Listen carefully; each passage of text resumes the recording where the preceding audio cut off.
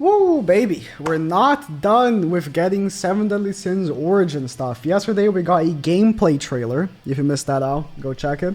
And a lot of cool, interesting stuff was shown, like the switching character mechanic and everything like that. If you want to check that video, it's on the channel. I looked over the trailer. I kind of analyzed each individual like mechanic they were demonstrating in the trailer. And really cool stuff, right? Really cool stuff. Today we got some more news and good news. So apparently, from this conference it's still happening, 7 Deadly Sins Origin is made in Unreal Engine 5, which is good. I don't know what engine was made Grand Cross in, but you know, it's good, updated technology. It's probably going to be very easy for them to work on. So the good thing about Unreal Engine that I know, I'm not a developer, right? But the one thing I know is that it's easy to work with. And so if it's easy to work with, that means they can probably pump out content faster and more efficiently, right? So that's all obviously great. And apparently still scheduled to be released in 2023, which is great news. You know, we were wondering, and listen, I have always keep my expectations low, right? Always expect the worst, because when the best happens, then you're more excited. I was expecting now for the game to release in 2024. If this year, we're still going to be getting Black Clover apparently next month, we'll see about that. We'll see. But this year still. And Origin still this year. So we got, you know, a bunch of stuff. Obviously, if you know, I'm covering Origin in this on this channel as soon as it comes out. This is the wallpaper, the starting screen. Looks just like a Grand Cross screen. Just like a Grand Cross screen. This will probably be the thumbnail. Looks good. It's low quality, you know, but the actual like image is like 720p or something. But obviously, it's gonna look like magnificent in game, right? Our team for Grand Cross is obviously the same that's going to be working on Origin. The team that works on Grand Cross is the same. Like, obviously, like, it's the same assets. So, you know, the art of Grand Cross is really good. The character art, the story, like, panels that we get, the art on those is really good. Let me actually pull some up so I can get some examples. Like, just it looks better. Listen, the mangaka is good at drawing, but these look better than the manga. I read the manga, okay?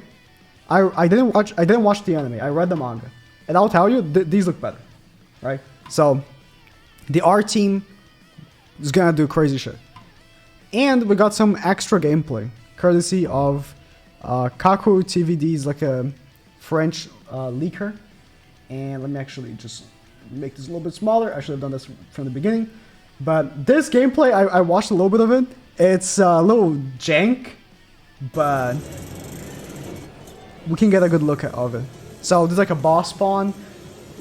It's very much like Genshin, but they show dodging for the first time here. So iframes. It's like the the line before the attack, like some game. I don't know the name of that game, but some game. And you're combo attacking with the, I guess, this is not co-op. So the fairy girl is like a companion that's just attacking with you, kind of like, you know, in Elden Ring you have like the spirit summons. Seems to be something like that.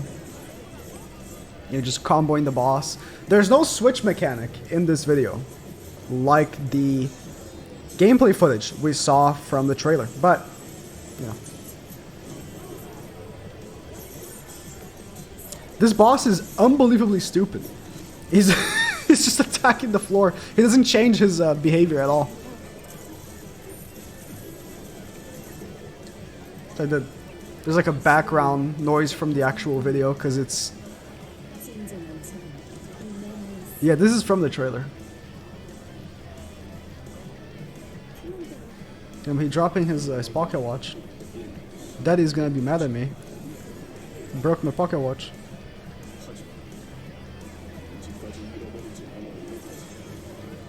Don't escape, you're winning.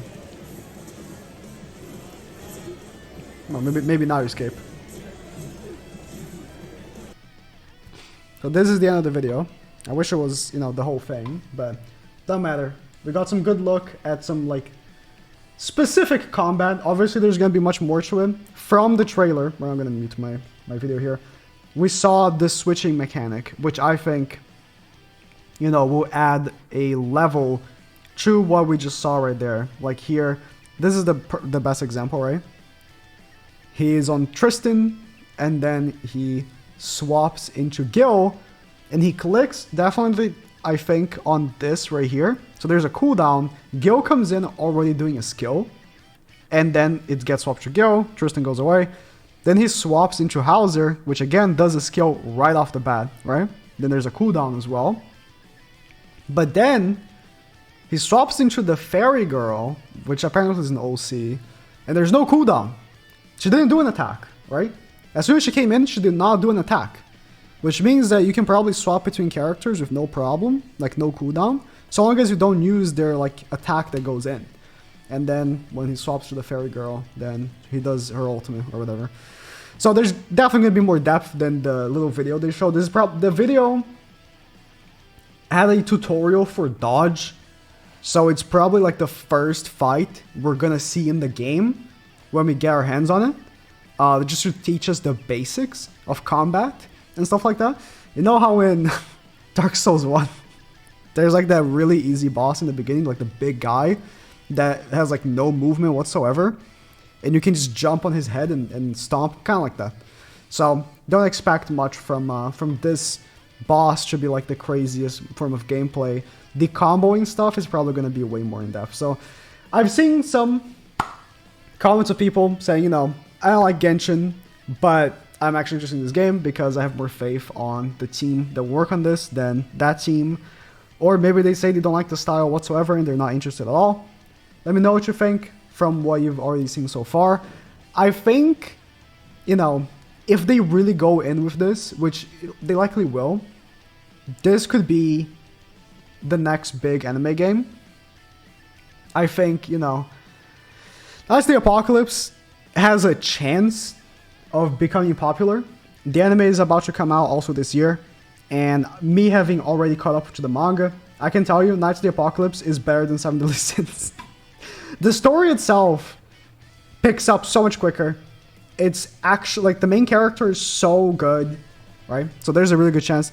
I wish they would have shown in the trailers more interest in the actual main character, but as you can see, it's like Kid Tristan, which in the manga, Tristan is already like an adult, kind of. He's like a young adult. Or no, he's like an old teenager. He's like a 16, 17. Here he's like 12 or something. So, I don't know. The other character, main character, is also 16, so I don't know. But I hope we get to see all of those characters. I hope we get to see their aged version as well. We probably will, but I'm excited. Hope we can get a beta soon, like Black Clover, because the Black Clover beta scratched the itch, and I need a beta for this game right now.